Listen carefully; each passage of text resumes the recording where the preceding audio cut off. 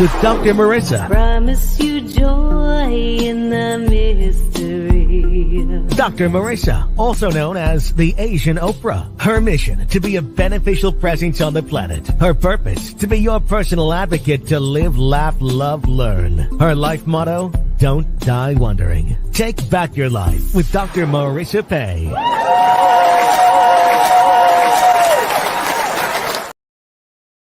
And welcome. You're tuned in to Take My Advice. I'm not using it. Get balanced with Dr. Marissa, the morning show here on NBC News, CNBC News, and NBC Sports radio station KCAA, home to the Asian Oprah, AM 1050, FM 106.5, and streaming everywhere. iHeartRadio, Spotify, Stitcher, iTunes, TuneIn, Audible, Tiki Live, Rumble, and more. Why so many places? Because I want to maximize your happiness. I'm on a happy 88 mission, 88 million more happy people in the next 8 years. So there are topics and guests and series to that end. And if you missed any of my past 800, I think, what are we on now? 800, and here it comes, 872. Oh my goodness. 872 podcasts.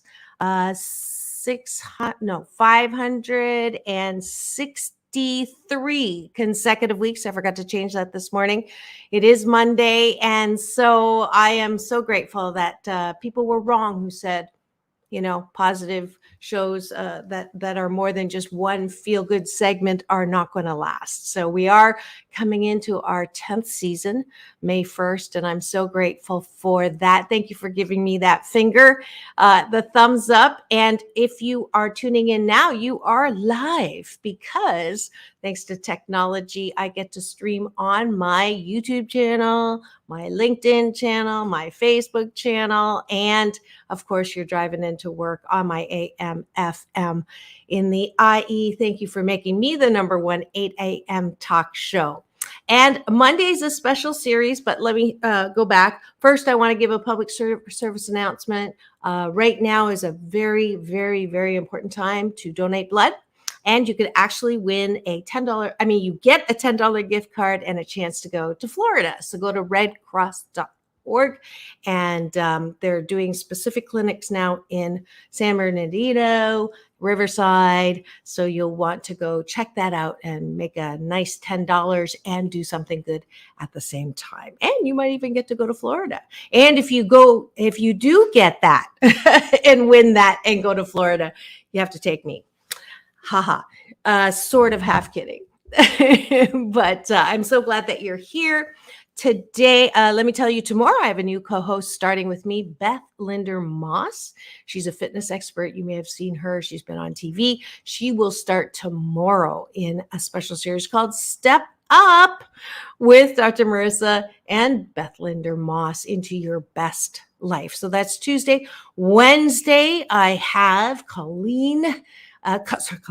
Colette Tracy, as usual, on my regular Wednesday, first Wednesday of the month, and hers is Real Woman Talk. She's the author and creator of the Both Sides Now program. Thursday is Sam Works. You know him from his own show on Sunday and as my sound engineer on Tuesday, Thursday, and we get a little brave and brash, maybe, with some of our comments. We talk about romance. And then Friday, my newest co-host, but Beth will be my newest co-host, but you know her as the daughter of Otis Williams, the founder of Temptations. Her name is Alon Carter, and we do tempting conversations on Friday. So Mondays now have been, thank you for another thumbs up or giving me the finger. Mondays are now one of my favorite things to do is to not prepare and be allowed. Oh, I got a heart too. Thank you so much. And if you put your name in the chat, then I will know who is responsible for giving me the fingers and the hearts. But I am love doing coaching. I do happiness coaching as part of my work, along with motivational speaking, the show, and organizational psychological consulting and teaching Tai Chi. Yes, I juice my life, but coaching is something I just love to do because I don't get to prepare for it. So it all depends on how connected I am to a friendly universe and what comes down and how I can help you up level your happiness. So Monday's free. It's a value of $250 to $350 for a session. So if you're interested in doing that, please go to drmarissa.life and you can sign up for that. And that's it for the announcements. That way we don't have to take a break in the middle. And as you know, I start the day with having a bite of my breakfast sandwich. And I just listed 6 things that I'm grateful for, including the shows. I'll top it off with the 7th gratitude is I'm so grateful that I have so much. I'm so grateful that I have a plethora of things in my life that I have no shortage of. And like the 8% in the world, we have food in our stomach or fridge, money in our wallet, a roof over our heads. And that is something that if no matter how you feel when you wake up, if you're waking up, listen to my voice and even the car, that's another gratitude, then there's really nothing to worry about. Okay.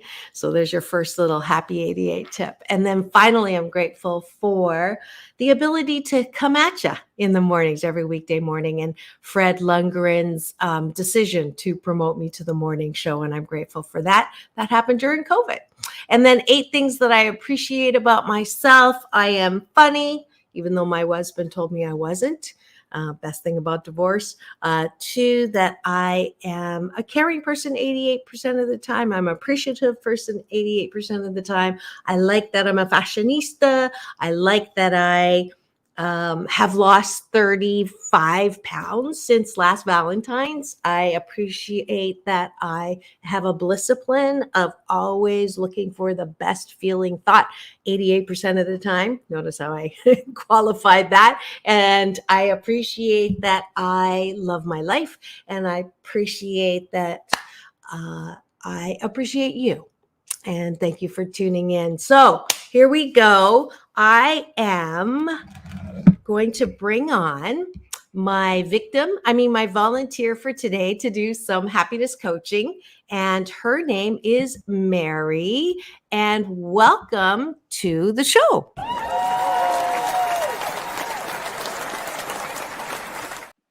Good morning, Mary. I'm having a little trouble hearing you. Oh, you are? Okay. I can't hear you at all. You can't hear me at all. Well, my mic is on. Why don't you go out and then come back in? Because you heard me this when we did the tech check. Okay, let me see. Let me see if she can. Let me text her. Go out and return. All right. And while she's doing that, can't hear you at all. You're still muted. While she's doing that, I will finish up. I forgot to say on the gratitude sandwich, I would like you to do your appreciations at the end of the day. So you do the gratitude in the morning for breakfast. And then at the end of the day, what you do is before you go to bed, instead of thinking about all the things that you haven't done well or want to beat yourself up about or beat someone else up about an insult or something they said that you didn't like, you do your appreciations. And that way you increase your muscle on how to love yourself, because I think that is the foundation of self-care. So that is why we do the gratitude sandwich. And hopefully this time Mary can hear me. I can hear you. Mary? Yay! Hi, can you hear me? Yay. Did you hear your applause before? No, I did not.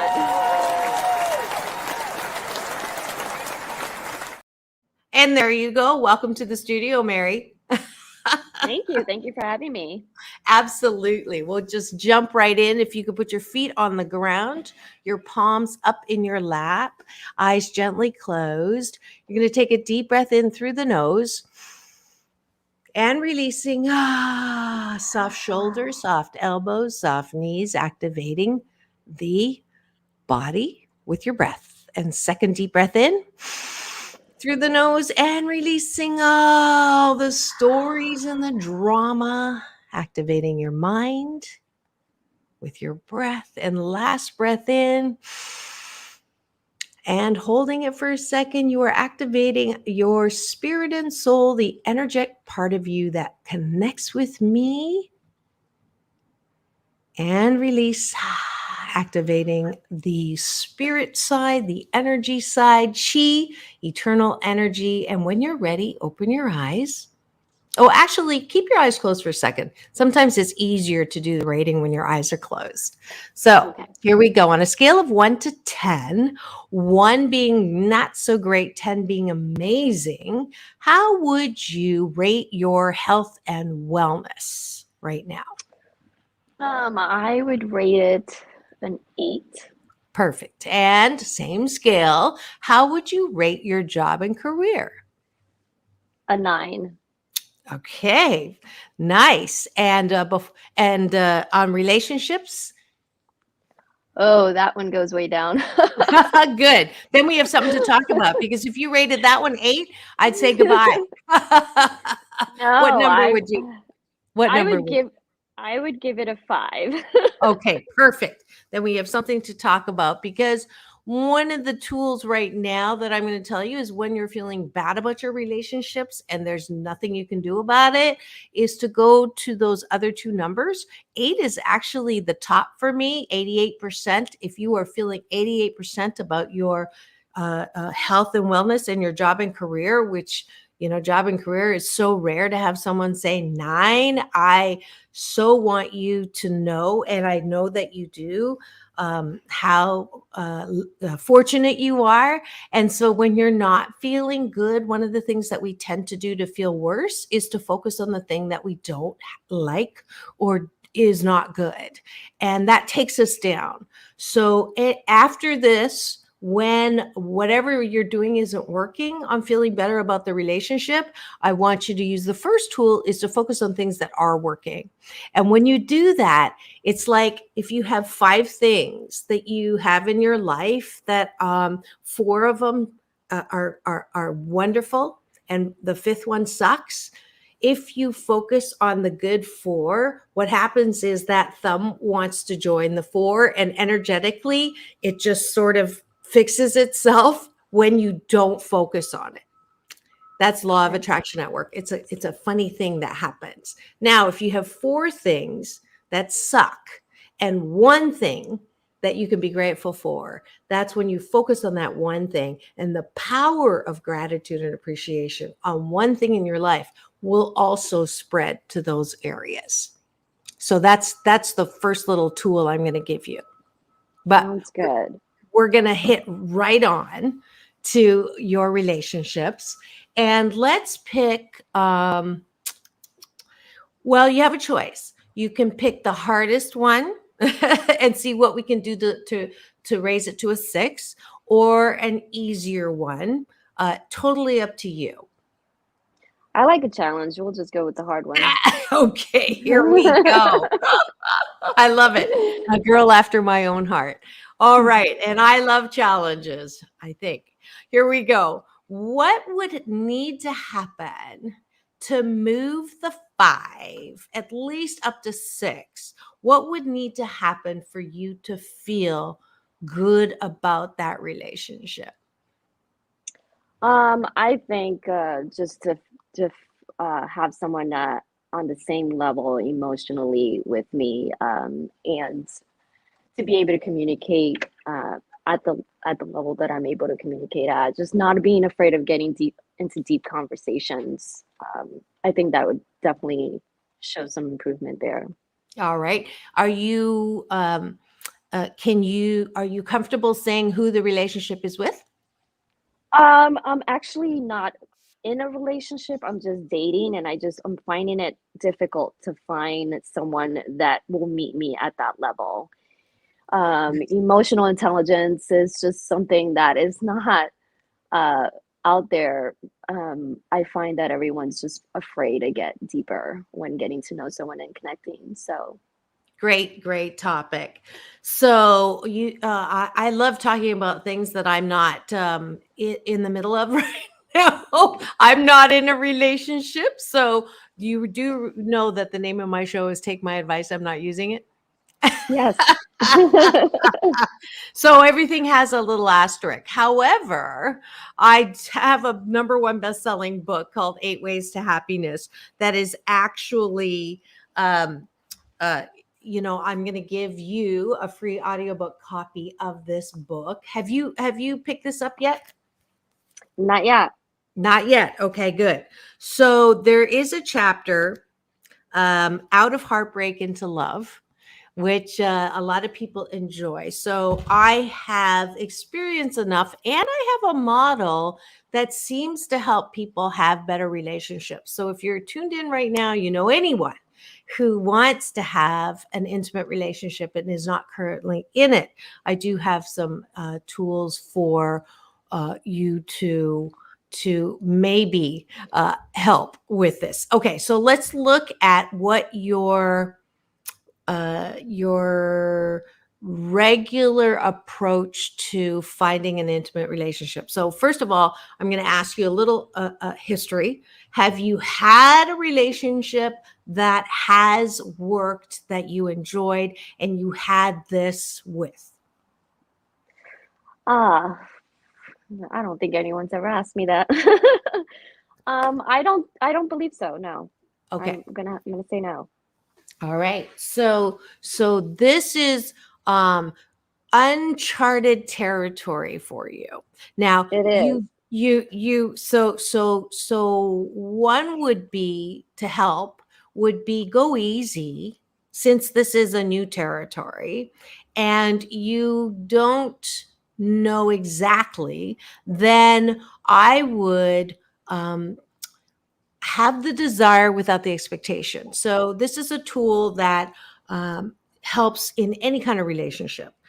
You can have a desire, and we'll do that right now. A wouldn't it be nice exercise. It's from Abraham Hicks' Law of Attraction that I love using. And we're just going to free form right now what you would like. Now, you started with emotional intelligence. I'm going to say, wouldn't it be nice if, and then you would say, I met a guy or girl. Are, are you looking for a guy or a girl? A guy. Okay. So I wouldn't it be nice if I met a guy who had emotional intelligence? Okay. That was the first one. So I'm going to say Okay. now, you keep filling in the blanks until you run out. Ready? Okay. Ready. Wouldn't it be nice if If I met I'm, a guy who loves to travel as much as I do. wouldn't it be nice If I met a guy that can make me laugh. wouldn't it be nice If I met a guy who is kind. wouldn't it be nice If I met a guy who is ready for a serious relationship and commitment. wouldn't it be nice If I met a guy who likes to be adventurous. wouldn't it be nice If I met a guy who is humble. wouldn't it be nice If I met a guy that loves to be around family. wouldn't it be nice If I met a guy who likes dogs. wouldn't it be nice If I met a guy who is giving. one more, wouldn't it be nice If I met a guy who is brave enough to jump into things he's not used to. Okay. So those are your desires. Okay. And you have now planted those seeds. And from what I heard, there, I mean, it wasn't, there was no, it has to be 6'2", he has to be gorgeous, he has to have dark hair, he has to have, this kind of Yeah. body type. So that would be not unattainable, what you said. Okay. Now, Mhm. the expectation is that this is the only formula that I could have an intimate relationship with or have a happy relationship with. So I'm going to go now to there's like 3 different directions. So which one do I want to do? Let's start with you. So what would a guy say uh, if I asked a guy, wouldn't it be nice if I want you to describe yourself? So if I were a guy looking for you and I said, wouldn't it be nice if, answer for me, if my girl or if my mate, let's just do mate for now, if my mate were, and then describe yourself. Okay. Wouldn't it be nice if I met a mate who, and then just give me the qualities or the same way you just did for yourself? Was compassionate. Okay.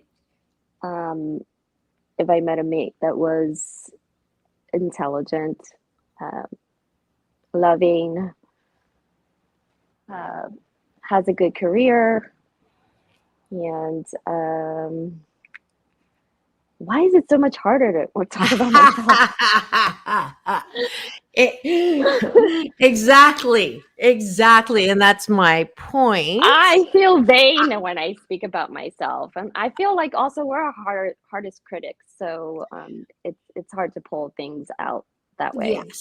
Yes, it is. And therein lies one of the things that keeps us having really good relationships, intimate relationships, is our own self-image. So I'm glad I went this direction. Because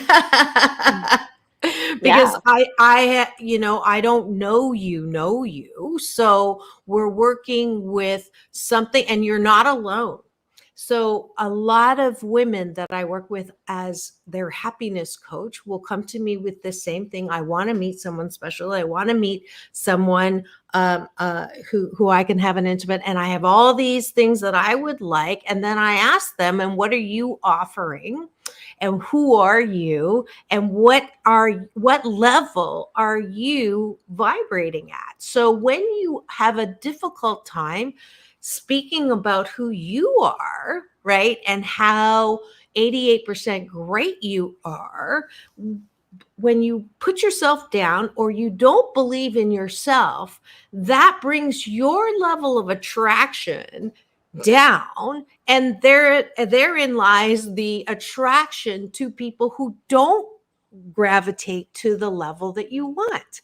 Because when you feel good about who you are 88% of the time and have no difficulty saying, I'm compassionate, intelligent, I scored a great career because I worked at it, and I'm disciplined, and I'm ambitious, and then that energetic or that level of confidence, not full of yourself, but we as women especially have a tendency to be so hard on ourselves and to so, not want to step into the beautiful inside and out person that we are. Then we're at this level. So I don't know if you can see my camera, but when you're vibrating here, when your belief system about yourself is here, you're going to attract someone that's here. Does that make sense? Yes, it makes So perfect when sense. you do the work, and the work is nothing about looking outside, the work is just, am I 88% confident? Am I 88% happy? Am I clear about who I am and what I want because I am worthy and does not deserve? I don't like that word because it triggers all kinds of, entitlement things. But worthiness, especially for women, is not something that just is like a light switch. We have to work on it. That's why I do the gratitude exercise at the top of the show. That's what I encourage everyone, especially women, to know who they are, know the great things about them, and also be cognizant about those things that are in our 12% that aren't great. And so let's do that. And the exercise is called the core of who I am, and I believe it's on page 156, where I ask you to, do you have a paper and a pen? Yes. Or just, yeah, great. Draw a circle. Hmm. And I want you to split that circle up into a number of pie pieces. How many number does it matter?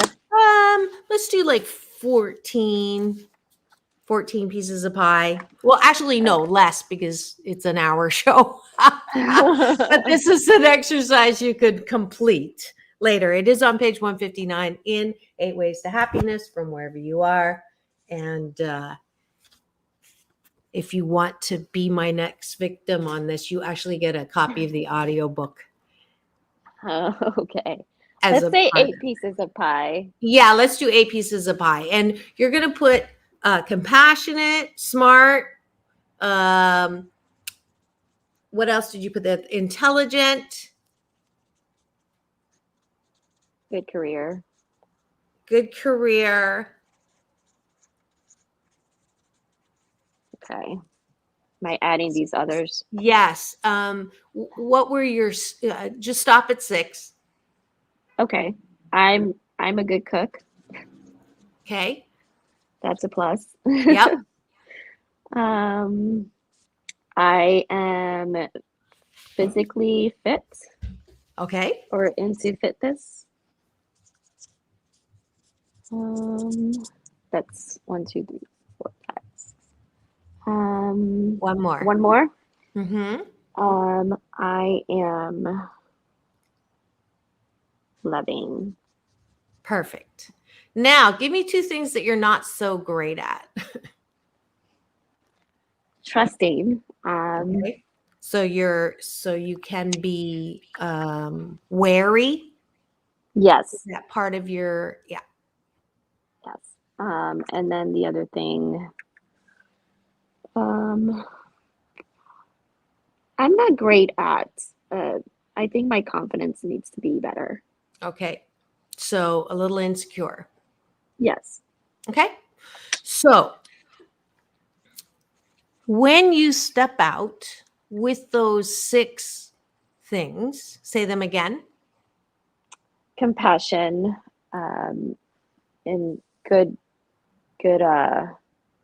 cook, Mhm. and physically fit, loving, intelligent, and what was the other one? Oh, insecure. Right. No, And just the positive 6.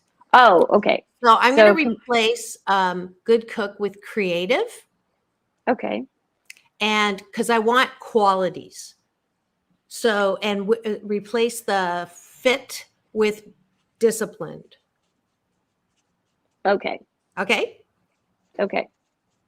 So So those 6, say them again: disciplined, creative, discipline, creative, smart, compassionate, good. Uh, what was the other one? loving. Loving. Yes. And the 6th one, Um, compassionate. compassionate. Yes. Okay.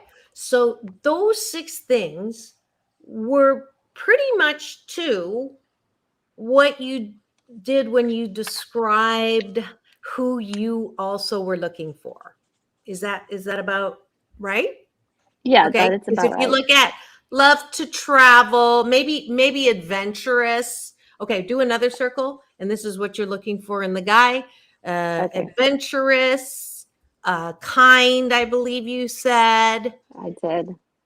Generous, you Humble. said. Humble, you said. Yes. I didn't write it down. Fearless, like not afraid Fearless, of. Yeah, brave. Let's put brave. brave. Yeah, 5. And what was the sixth one? Adventurous. What? Adventurous. Adventurous, Oh yeah, I know. kind. Wanting to, not afraid to get into deep conversation. So emotionally available. Yes. There you go. Emotionally There's your intelligent. Yes. 6. Okay. Now, knowing that, and this is another thing that happens when I work with women on what they're looking for in a mate, they have this expectation, and it happens to men too, but I would say more so that I have heard with women. They're almost unrealistic because they say, I want someone to love me exactly the way I am, flaws and all. And then they turn around and say, but I want them to be perfect. I don't like it when and then they focus on all the things that are wrong with them. Right. Now, that is a normal thing, and it's one of the things that I'm guilty of too, right? I had a guy say to me, what have you done for me lately is my view of them, and then when they ask something of me, I get all bent out of shape. Mm. So it is a common thing. It's not unique to you or I. So I will ask you then, what are 2 things that he could be not so great at, and it would not, it would equal your things that aren't great? Um, he can be not so great at being as adventurous as I am, Okay. and he could be not so great at, you know, being uh, creative, I guess.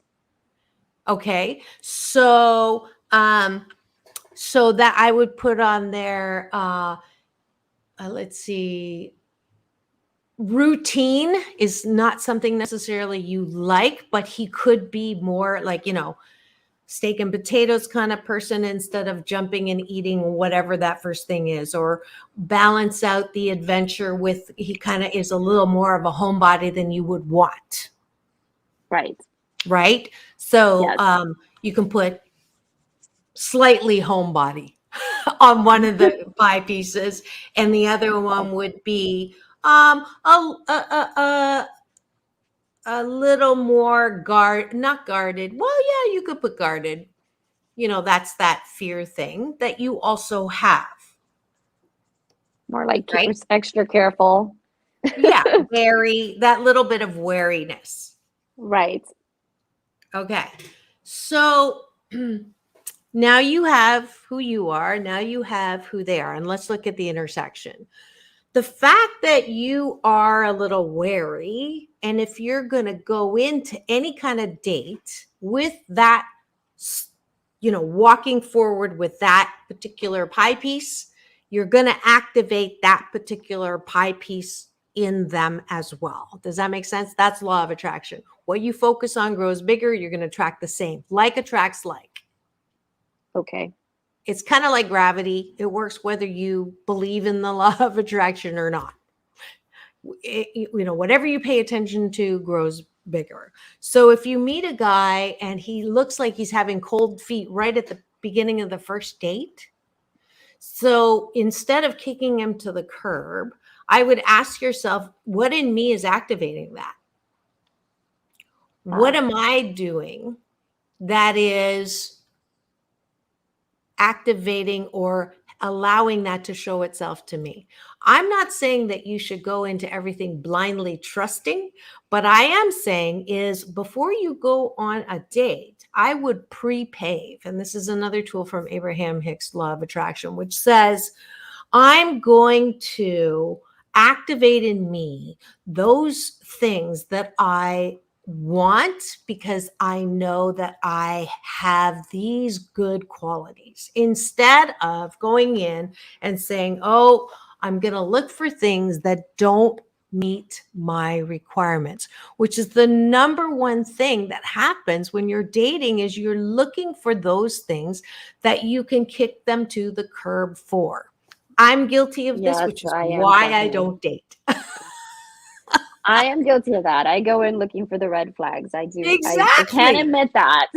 Exactly. And that is not their doing, it's your doing. So I've done two things right now. I want you to, one, look at your own power in how you're attracting men who are not going to be ready, because your own wariness brings out their wariness. So that's number one. So what do you do in those cases? You pre-pave, and instead of walking in wary, I would use a Happy 88 tool that I call BOD, and it stands for benefit of the doubt. I'm going to give you the benefit of the doubt that I've attracted the positive things that I'm looking for in you. And even when something shows up, like wariness, okay, I'm going to give you the benefit of the doubt that that is something that, I'm bringing out. It's not you, it's me. So now, am I asking you to be stupid? Am I asking you to go on a date and a guy says, I'm separated, I'm getting divorced, but I'm not divorced yet. And I still want to date because I'm preparing myself for the time of divorce. No, I'm not saying that at all. That would be going through a door that has knives in it, because the percentage chance of someone who's separated actually getting a divorce, not necessarily high. Okay. So Right. do your research. I'm not asking you to be dumb about that. However, if you met a guy who said, I'm not really sure that I'm going to be able to find someone who's a match. Now, normally, if you're looking, that would be a flag, because you want someone to be like gung ho for this as much as you are. But Right. if you're honest with yourself, there's a part of you never had this kind of relationship, don't know if it's going to exist, don't know exactly how you're going to even respond. You don't know how it's going to look when that happens. That it's not fair to judge someone on that when you are also carrying that. So if you met someone who said that, instead of saying, oh, red flag, I'm out of here, is to say, I'm carrying that. And maybe, wouldn't it be great? Wouldn't it be nice if the two of us who, if you ask them that question, have you ever had a really good relationship? Have you had an intimate relationship that you know what you like? And they say, no, I haven't. Then, it would be, oh, well, let's, explore this together. Let's try to figure this one out together, instead of, well, that's not the one. Does that make sense? Yes, that's Okay. that's such a So great question to ask. So I'm glad you brought that up. It's a great point of view. thank you. And then I'm also taking notes for myself, for very future. So then the other thing too is on the expectation side. So I have a section called, what's your picker like? And I got that from Don Miguel Ruiz, who wrote, if you haven't read it, The Four Agreements. It's a book that I recommend everywhere. It is a fundamental good life Bible. And I used it actually to also create a Four Agreements for Children. If you missed my interview with him, go free subscribe on my YouTube channel. It's brilliant. He is brilliant. And he's a good friend as well. And I love him. And his book is called Mastery of Love, the second one that I got this tool from. And it's called If You Want a Dog, Don't Buy a Cat. So when you are picking, and this is one of those, um, it kind of speaks to online dating and apps where you are really judging just based on looks. And why I am fascinated by that show, Love is Blind, even though I'm against most reality shows, is if none of what you said in what you wanted, Mary, had anything to do with physical, had anything to do with what they look like, have anything to do with body size, have anything to do with any of that. So it's interesting when women come to me and say, this is what I want, and they do the same thing. And then I ask them how they are picking or filling up their dating pool. They swipe. And I go, well, are you looking at any of the qualities that you put down? No, I'm just basing it on looks, on 100% looks. And how is that working for you? So Right. there is a part where now people say, yeah, but there has to be physical chemistry. And if I can't, and trust me, I'll be the first one. I am a sucker for good looks. I am a sucker for that first visual. I'm more visual than anything, and it hasn't worked. So I also have to challenge myself on, when you do find someone who looks good and you look at their profile and you can just read on their profile well, that doesn't match and that doesn't match, but he's cute, so I'm going to go out with him anyways. That is one of the ways where, and then you meet the cat and then you start going, well, maybe you can turn the cat into a dog. And you cannot turn a cat. If they like to sit home and watch movies and binge things that are in their profile, love sitting and snuggling and staying at home, don't pick them, because that's the opposite of adventurous. Right. If that's really important to you, then that's not what you want to pick. If you want someone who's humble, you're not going to pick a guy who shows pictures of himself with, the cars and the houses, and that you very seldom does that fit. So this is another thing is, what do you really want? And how does that translate into how they dress, what pictures they show, if they're doing a selfie in a walk-in closet with 50 suits, that is not going to be humble. So you wouldn't even, for me, time is my most valuable resource. And people say time and money. And I say, no, it's just time, because money you can remake. Time you can't do over. So I also would say, I've had dating coaches on my show as guests, and they're always like, keep it to a very short date, so that, if chemistry is important and you see them, but then again, who says chemistry is the best judge? I was horrible when I was doing online dating. I would have the balls to say, let's just meet at Starbucks and plant one. And see if there's chemistry when you give me a kiss, because to me, that was the most important thing. And I have no time, and it was horrible. So it's another reason. Until I get over that, I can't date.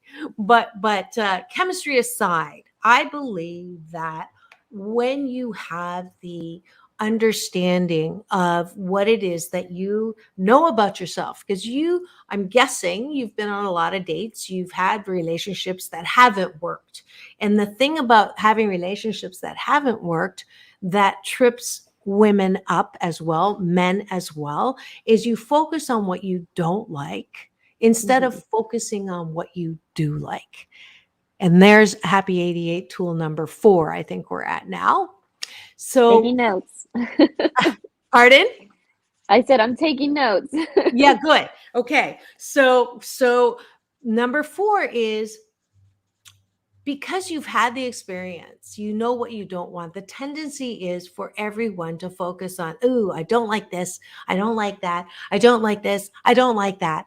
And someone said to me once, "Do you want to do that for the rest of your life?" And I went, I like blew my head off of my neck, because I don't want that. I don't want to continue to find things that are wrong with people. That's not who I am. I don't want, and that's one of my 2 pieces of pie that I don't like. And guess where I got that criticality from? My What? mom. And I used to say, I just don't want to be like my mom, right? I know a lot of people come to me, what do you want to be when you grow up? And they say, just not like my mom or not like my dad. And I go, well, that's a Right. negative motivation, and it's totally understandable. If it's not one thing, it's your mother. And there's only 2 times in your life you don't have mother issues: when you're born and when you die, right? But go easy. There's going to be 2 things about yourself that you don't like that is most likely from your primary role models, because you're genetically tied to them, as well as role model tied. They were your role model, so you learn from them. So if there are things that you don't like about yourself, go easy. Of course you're not going to like that. And one of the things for me is critical. My mom's super critical, and I am super critical. And so that's my one piece of pie. So I know that I cannot go in this endeavor called finding my next chapter of romance, always talking about what I don't want. I have to train myself and be disciplined enough to say, what do I like? What do I like? What do I like? And so for you to focus, what do I like? And how does that translate on your dates? When you're on the date, you're going to say, I want to spot evidence of adventuresome. I want to see it. So when you say, so what's still in your bucket list? And they say, I'd like to go to blank. I'd like to go to Peru and go to Machu Picchu. You would say, ding, ding, ding, adventurous. You would look for things. So the questions that you're asking, like on a date, so what do you want, right, in a relationship? That's maybe too early. This is just the first date of, Right. So how am I going to formulate my questions to be able to spot those things that I want? That is, I believe, so regardless if that's a person that you're going to be with for the rest of your life, you're going to give them the benefit of the doubt and set this date out so they can probably not fail.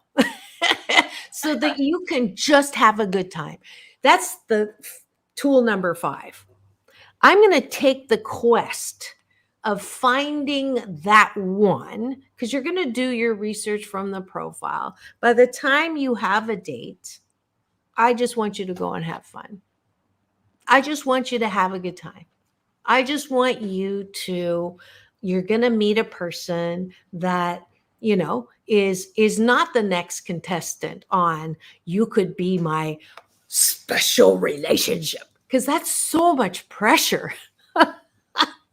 I get And it. it's Yes. so you're gonna have that wary, you're gonna have the red flag, you're gonna have that critical going on, and it's gonna be miserable for you and for them.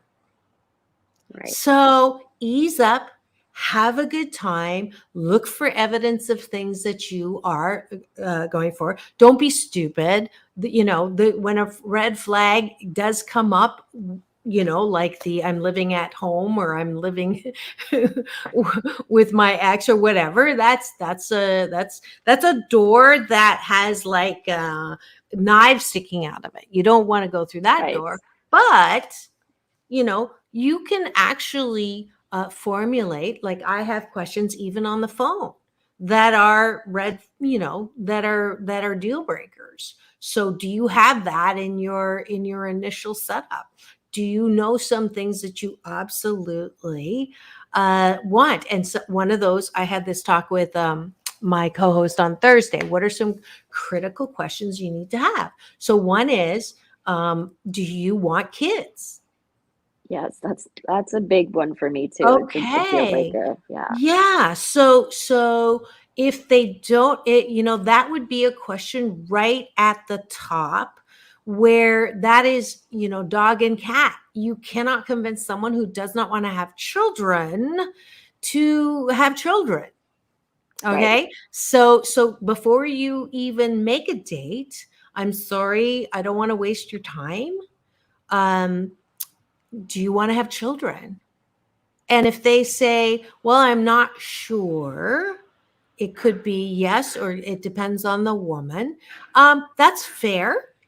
Okay. And How about if so they give you the I'm open, but like they give you that I'm open to children answer. So what does that even mean? that Yes or means that no? it's not a no. So that to me is, you have to look at when someone says, yes, I'm open to children. You- do you, how many are you thinking of? Do you have other children? And financially, are you going to be able to support another child? I think those are real questions that you can have before you meet.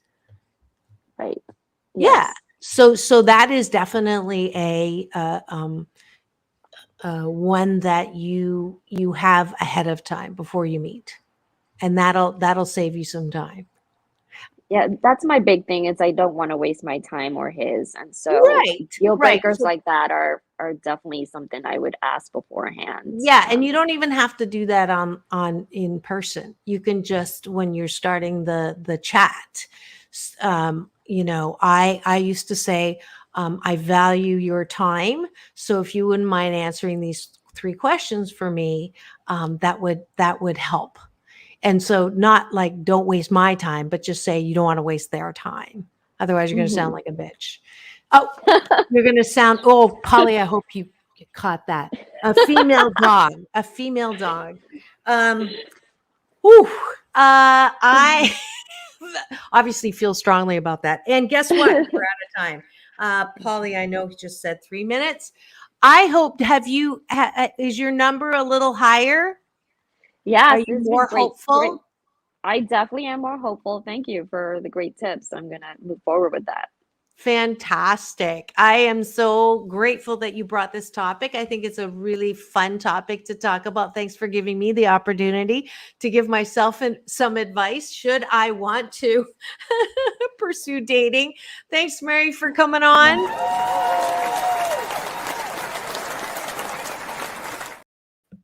And that was super fun. If you would like to be my next victim or volunteer on life coaching that's happening on the series every Monday, then absolutely sign up. We do have one for next week. And then we're into March, because the last week of the month, I get to have a special guest who's presenting me with a Lifetime Achievement Award.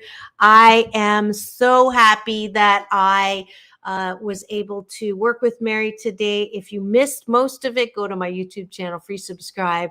And remember that it's all about balance. Peace in, peace out, world peace through, inner peace. Now go and have the best day. And before I say that, come back tomorrow for my new special series, Step Up into a Better Life with Beth Linder Moss.